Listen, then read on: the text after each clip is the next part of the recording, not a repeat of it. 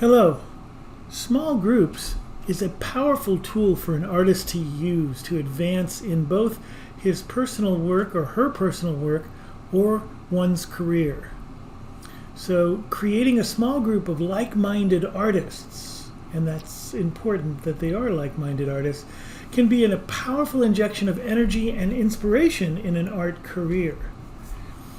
So when you're thinking about which kinds of groups you might want to form, you might want to form perhaps a group of artists to gather together to make efforts at mutually beneficial opportunities that you all are interested in. And I'll be showing you examples of two different groups that I've worked with that have these kinds of qualities. An accountability or mastermind group, these groups are formed by members who are very serious about setting and meeting goals in their careers.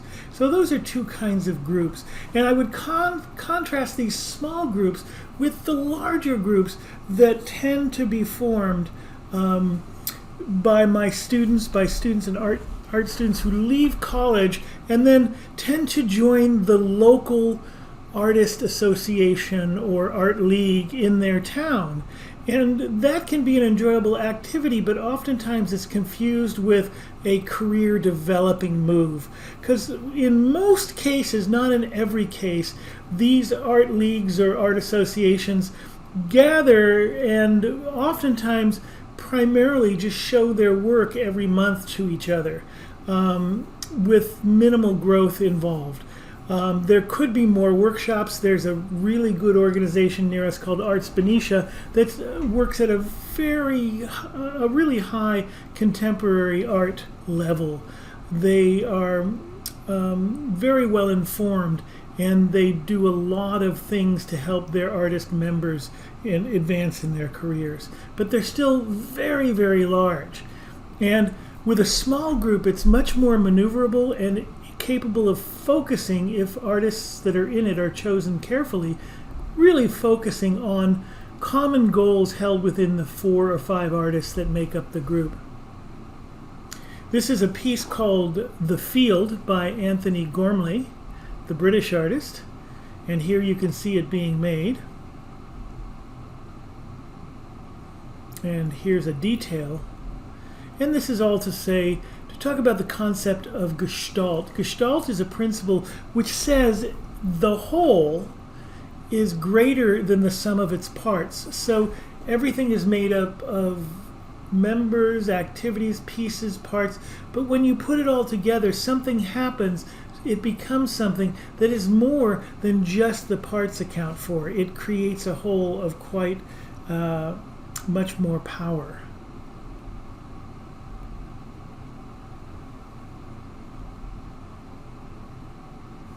So here I'm talking more about size matters. I keep mentioning a small group, not a large group. This is rather a large group.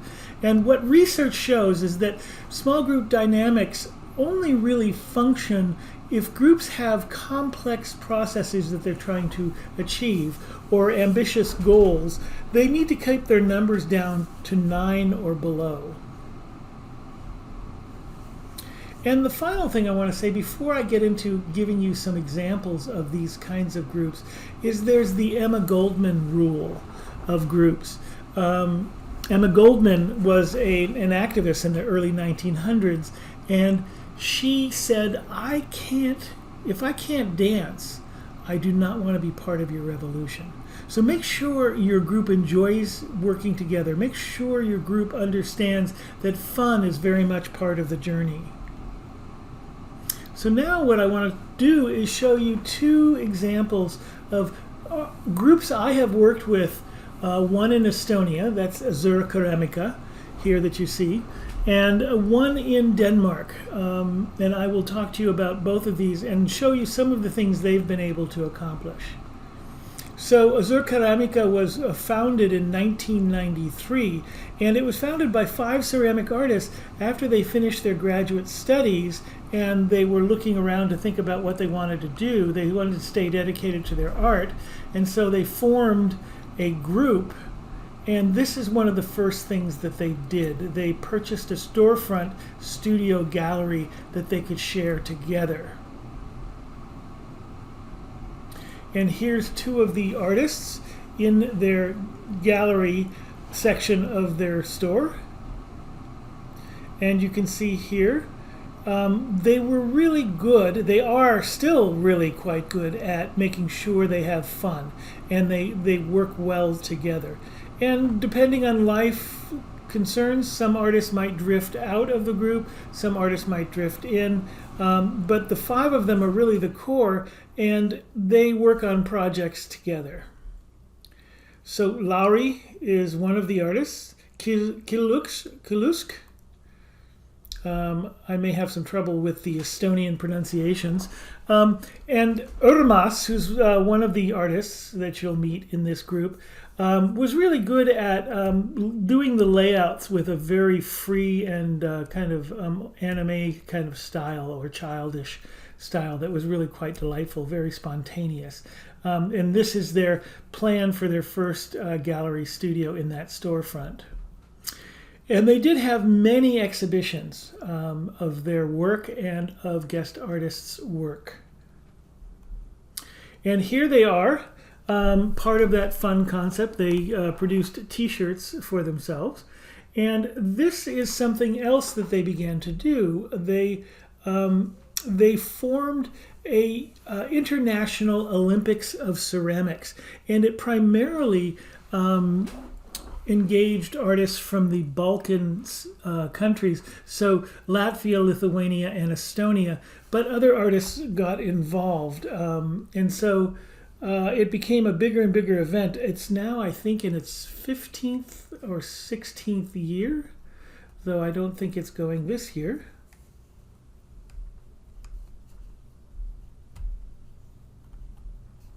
So here you see one of the events. There's usually two events. One is a throwing competence competition, and the other is freestyle. And this is the freestyle competition, which Azer Karamika won in this year. They were allowed to compete. And you can see here, one of their assistants is getting a ceramic headdress, which is being thrown by Urmas on the right and Lauri on the left. And here was the finished piece. These three women sporting their ceramic headgear. And this became the piece. And the rule with freestyle is that every artist is given the same amount of clay. Exactly the same. It's weighed out. And then they're given 45 minutes. And whatever they can create in 45 minutes is what the project is. And then it stops, and there are independent judges who pick the winner.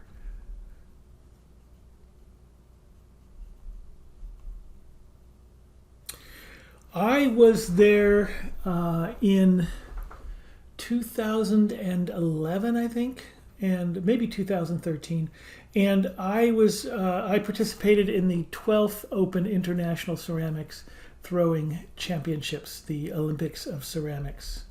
And so here I am in the foreground. My partner, my collaborator, Urmas, is sitting next to me. And then behind Urmas is, that is Priscilla Morton from Denmark via South Africa. And then the Estonian in this run is Aigi in the last wheel in the back there. And we're all participating. This is the freestyle competition. And so I'll show you what we did in that. Here's our results. So we took 15 minutes, Urmas and I, and we both threw, you can see these, what were really could be the best described as projectiles. And you can see that Urmas is setting up a teeter-totter. And then the plan is he jumps on the teeter-totter, losing his hat as he does, launching the piece in the air, and then I catch the piece in my hat. And once I've caught the piece, then we use these smashed up pieces to build our sculpture. It was a conceptual project. It was a performance art piece. And the idea was that we would basically be judged on the whole experience of the performance art. What we didn't know is that for the first time in the 12 years of the running of this Olympics, the jurors had decided to sequester themselves so they wouldn't be influenced by watching people make the work. So what happened to us is we ended up having basically doing performance art to a jury that was not there. But the 80 or so people who were there laughed through the whole thing and had a great time. So it was really a great experience. And while we didn't place in the awards because the jury really didn't know what we did, they just saw this smashed up sculpture, they found out about it. Everybody was talking about it. And so they decided to change the rules. And so they now mandate that the jurors observe the making of the pieces. And that, I guess, is our award. We have the regulations changing award. It's maybe like Miss Congeniality or something in a beauty pageant or something. So here we are. And then I also competed. Looks like I got the announcer, the MC is kind of a ZZ Top kind of character, and this was the technical throwing competition, and I came in 5th. Now, if you can name anybody who came in 5th in any Olympic event ever, then you'll know exactly how impressive this was. But the way it worked is you threw a bowl and the diameter was measured, and that was added to the height of a cylinder which you threw. And those two numbers added together gave you your number, and the highest number was first, second highest, second, and so on. So I came in 5th in this competition. So the other thing that Azer Karamika did, they do a lot of different things, but another big project that they have ongoing now for almost 20 years is in this beautiful area of Kohila. This is the river running behind their site. It's the International Symposium for Wood-Fired Ceramics in Kohila, Estonia. And artists are invited from around the world, and trying to represent as many countries as possible. Here is the estate and studios that the whole thing takes place in. And just behind it is the river. And here I am working in my studio. And here are some of the artists that I worked with. You can see me and Urmas in the front. And then we have here, Ray is from Hong Kong. Monica is Estonian. Serkan is from Turkey. This is Priscilla again from Denmark and South Africa. And this is Olga from Russia. So we had many, many countries represented, and it was just a fantastic international exchange. So this is a thing that they do every year. Here is a look at the river again. And they do it every year. They invite artists from around the world who come and they feed them for about, we're working together for about 5 weeks. And we're fed, we're given tours around Estonia, we go to concerts, we work very hard in our studios. We fire the wood kiln twice, sometimes 3 times during this period. Here's a little look into the wood kiln. This is my firing. We all take turns in the firing shift, firing the kiln. And so that project in Kohila is something that allows the 5 of them to make international connections throughout the world, which ends in all kinds of invitations for themselves to go work in those countries and to go to other residencies, sharing with the people that have come to see them. So it's a natural exchange. Another thing that the group does quite successfully is they do theme shows. And this is one, Unisons, which I think might be Unisons, I'm not quite sure. And these are elongated human torsos. Each person was given a human torso pressed into a mold to start with in clay. And then they altered them and changed them according to their own interests. And so each member of the group made a number of these human torsos, and then they were exhibited in a number of different locations. In this case, it's in the Museum of Applied Art in Tallinn, Estonia. So here's a piece by Urmas. We'll take a look quickly by work by Urmas. This is a commission that Urmas was given to commemorate a famous Estonian who built the first miniaturized cameras. And he built his first one carved out of wood. So Urmas was telling me quite a bit about the history of this famous Estonian. Here's more work by Kadri. You see there's quite compelling color and texture here. Here's a close-up. Another kind of look at the shapes that she uses. And here, Kadri is the one in the middle, right here, whose work we were just looking at. This work is by Kart. And Kart is in the back in the middle.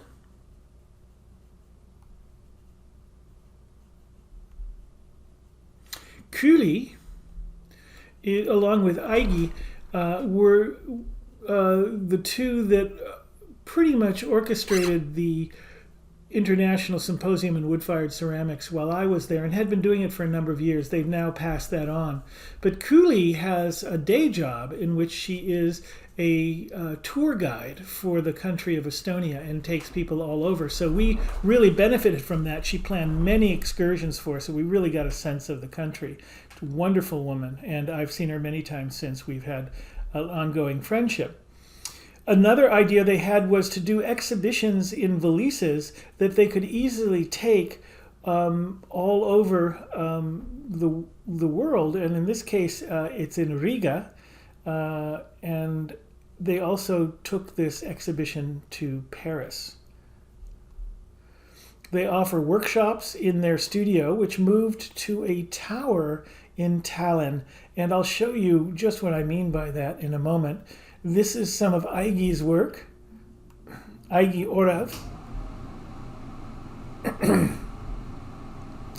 There she is, outstanding in her field. And Lauri is here inside the kiln that is at the center of the International Symposium in Woodfired Ceramics in Kohila. And here's some of Lauri's work. And the reason I'm showing you this, Tallinn is a medieval town that has these wonderful walls all around the city, and marked along the walls there are these towers. And Azer Karamika managed to rent one of these towers in its entirety. Excuse me. And here's one of Urmas's drawings of how to use the tower. So you have the gallery as you walk in and the information. You have artists working. You have a kiln. You have more exhibition space and more studio at the very top. It's a beautiful medieval space. I have a few pictures. Here's a look at, you can see the spiral staircase coming into the space here, and a look at, this is some of the workshop area. Each one of them has a little area where they work. Here's the entrance. Here they are loving their studio. Azer Karamika. And I might add that I was proud to be made an honorary member of Azer Karamika. This is Urmas performing the ceremony where he chanted earth and fire, water, air, and passion. And so I was inducted as an honorary member of Azer Karamika, and still remain so to this day. Here they are again. Every year they have some kind of costumed event where they dress up and do various activities. This is a sunset. You're looking at this sunset. It's a little after midnight because it's so far to the north that they do have the white nights in the summer when I was there. And this was another one of those gatherings where they dressed up to imagine what they would look like in 100 years. And this is the group of us that were the invited artists for the year that I was there. I'm sitting here in the foreground, and there's my friend Priscilla. This is Olga from Russia, Kepo Kaupo, who is from Estonia. Surkan was my shared studio mate. And we have Aigi, Ray from Hong Kong, Olga, also Olga from Russia, and Andres was the kiln builder, and he operated the kiln. He fired the kiln with us. We'll see more about Priscilla in a minute. And this is a piece by Priscilla and a piece by me. We worked separately, and then we just happened to notice, boy, those are really having an interesting connection visually with these concentric circles, mine being the figure and Priscilla's being the pot. And when you're doing these things, you meet people from all over the world, and this is Sergey Asopov and his wife, Kat, who's one of the founding members of Azer Karamika, and Sergey Asopov is arguably one of the most successful artists in ceramics in the United States now. Wonderful man, very creative. Again, here's the Azer Karamika group.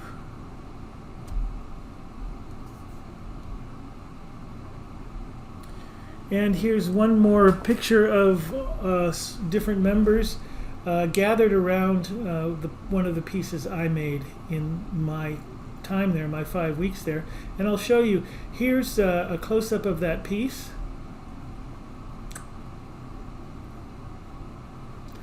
It's a long title, The Beautiful Creatures Are All Going Away, is what I named it after a Bruce, a song that I was listening to in the studio. This is called It Is Not a Dumbbell.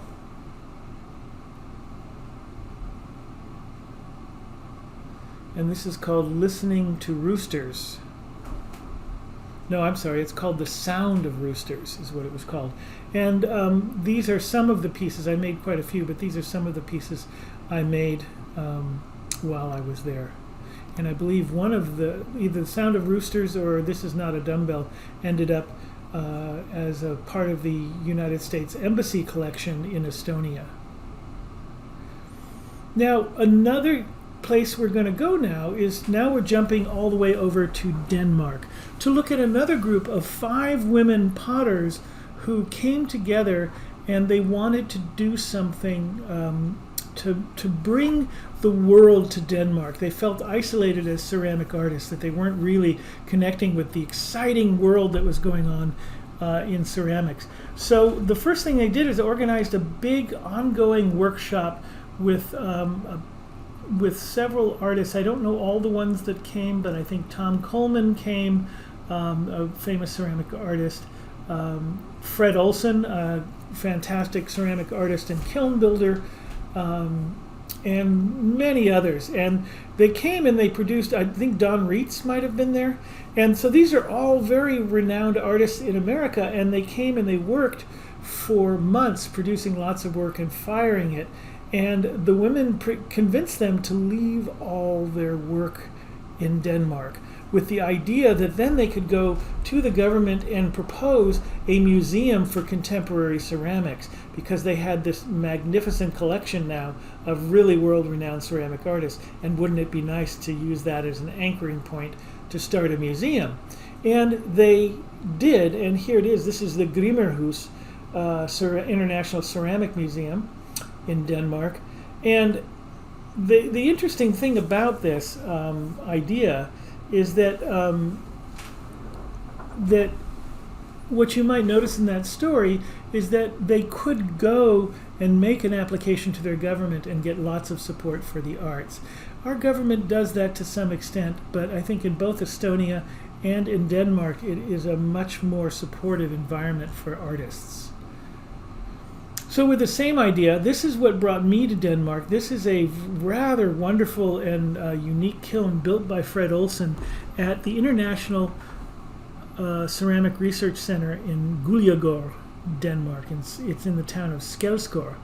And so this kiln was very, very unique. And Fred Olsen, when he built it, talked to me and said, you know, Mark, I'd really like you to go. You should go fire that kiln. You really will find it to be wonderful and a very unique experience. So I contacted them and we set up a time, and I came and I led a firing in this International Ceramic Research Center, which was so much more. It had a lot of wood kiln activity, but it also had it's dedicated to artists really having a place to focus on their work and create and advance in their thinking, in their progress as artists, and in their careers.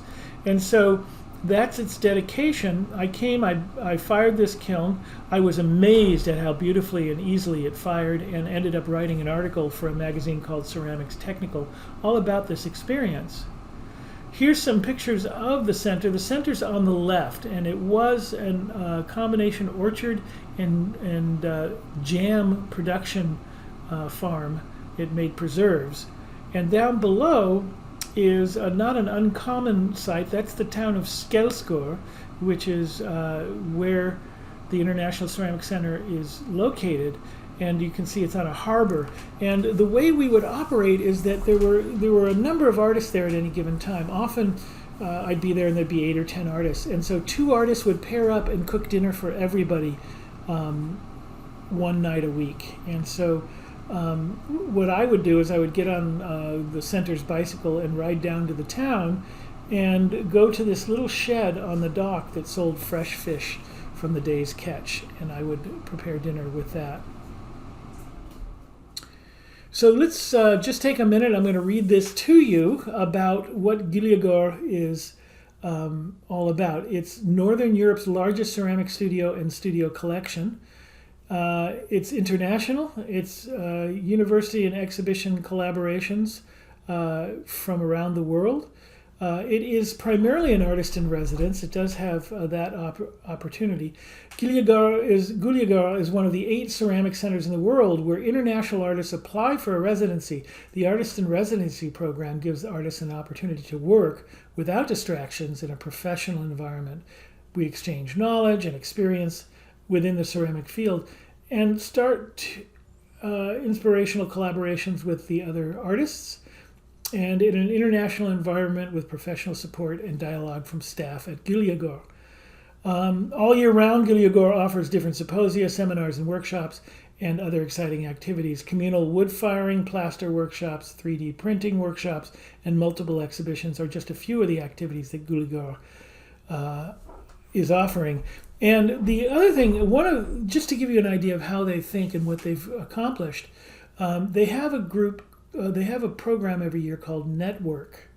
And the Network program invites 1 or sometimes 2 artists from a country, many different countries, and they are emerging, relatively young, having recently graduated from their master's programs. And they all come together and they all get a studio space. They work on their own pieces, but they also do some collaboration. They meet each other and they become acquainted, perhaps friends. And at the end of the event, which is often 3 months long, by the time they leave, they have an international network of connections and friends, and will often plan visits back and forth, perhaps workshops, perhaps exhibitions. And so it's a real boost for both the artist's inspiration and for their career. And this was all started by those same 5 ceramic artists. And I'm going to show you 2 of them now. My dear friend Nina Olei, she developed this remarkable process to do ceramic sculptural, kind of architectural sculptures that she would fire on site. And she could go to a site, build a piece within 1 or 2 weeks and fire it by the end of that time. And then here you can see Nina sitting by one of her pieces, and on the left, that piece being fired. The other artist that I want to mention, you've heard her name already, Priscilla Morton. Originally born and raised in South Africa, she moved to Denmark as a young woman and developed over time a very profound and direct focus, a simple focus of initially just hand pinching very, very thin porcelain bowls, and then decorating them oftentimes with patterns from her native Africa. And so here's some of those bowls. She also makes smaller pots. And here I am with Nina and Priscilla at a mutual firing we did at Guiller some years later. I've worked at Guiller 3 times now, and this was my favorite memory. And I still remember so clearly this experience of this rain coming down and the delight we all had, the wonder of how much it was, just such moisture, and the smell of it and the feeling of it. And here my dear friends and I preparing for the wood fire. The first visit there, I created an exhibition called 100 Views from Home, and it was a changing installation. This was the first manifestation here with 16 bowls that I created in a firing within the first week of getting to the center. And I built this exhibition. Each of the bowls is sitting on their glaze recipe, which is the wood that created them. So all their surfaces are created by wood. I created, I did a performance piece with many guests where they were all lined up behind me against a wall, where I lit the bowls on fire, filling them with alcohol, and then the flames slowly began to burn out and flicker down and flicker out, and leaving us in absolute darkness because there's no windows into this space. And so all these people were suddenly, there were about 25 people in the room, suddenly in pitch darkness, in the presence of bowls stacked, sitting on top of just wood piled on top of itself. It was a really interesting, powerful kind of experience. Then I did another manifestation where I was working on this idea of how to display. I was thinking about displaying 1,000 tea bowls at once. This is 100 tea bowls. And I left most of these tea bowls at the center, and now they are used all the time in the kitchen. And I get notes every now and then from artists who've come through and used the bowls. Here is my studio at the center. A lot of space, great materials, and great access to different tools that I might want to use. On the left is a piece I made called Missile Defense, and on the right is another piece I made, which ended up, it's now displayed at the center in the bathroom, which I decided I really like because this is the view you have if you're sitting down in the bathroom for a longer period of time. And I think my piece gets looked at more deeply and longer than almost any other piece at the center. So I think it's a great place for this work of art. And while we're sitting here, I think it's a good time to kind of give you some concluding ideas. The central theme here, as you look at all that these two groups were capable of doing, the Azer Karamika group and the 5 Danish ceramic artists, what they created, not just for themselves, but in each case, they developed these programs which brought the world to them and eventually brought themselves to the world. And so that kind of way of creating an opening and an avenue for that kind of exchange is a brilliant idea. It's a great way of working. And it's possible with 4 or 5 people, you can work on relatively large projects, and if you're all putting in your best effort, you can really make a lot happen. And 5 is manageable enough that you can work out any disagreements. You can you have enough people with different ideas to really develop things beautifully. But it's not so large that it gets kind of bogged down in a variety of different directions. And we'll talk more in this section about how to develop a group. And there's really 2 kinds of groups right now for this class that we're thinking about. I want you all to form a group. In this class, I will divide you into groups, or you can select your own people for your groups if you wish. And what I'm trying to create there is a place for you to help each other meet the challenges of this class. So I think that can be a start. Now, it may be a group that just exists for the length of the class, or you may make connections here, friends here, find affinities here that will carry on quite a bit longer in class, maybe for the rest of your life. Who knows? We can hope and speculate. But that's what we're doing. So there is the group that's being formed in the class. But the other concept with this section, this module on small groups, is to think of it as a tool for you if you're looking for a way to really deepen and involve and enlarge your career. One final advantage is that if you're a group of artists, then you can support each other when you're looking for exhibition opportunities and career opportunities, but also it's easier to approach a gallery or an art center or a grant opportunity when you're approaching it as a collaborating group of artists. There's a certain kind of resistance or awkwardness that's built in when you approach as just yourself. If I go to an art center or a gallery to propose an exhibition, what I'm really saying is, hey, I have a great idea for an exhibition. Mark Lancet. Let's show Mark Lancet art. And that can be very awkward because I'm in the room, and if they feel kind of, there's a pressure to say no or yes, and it can be awkward. But with a small group, you're not really approaching them as any individual. It's a group of artists, and usually you're approaching with a unifying theme or concept, like those torsos that you saw that Azer Karamika did, or the suitcase traveling show. These are ideas that you could approach with, and whatever you come up with, that can lead to you being much more easily approached and more able to approach for exhibition opportunities. It can also lead you to invite a group from another country to send work to exhibit and do an exchange where you send work to another country, and then you get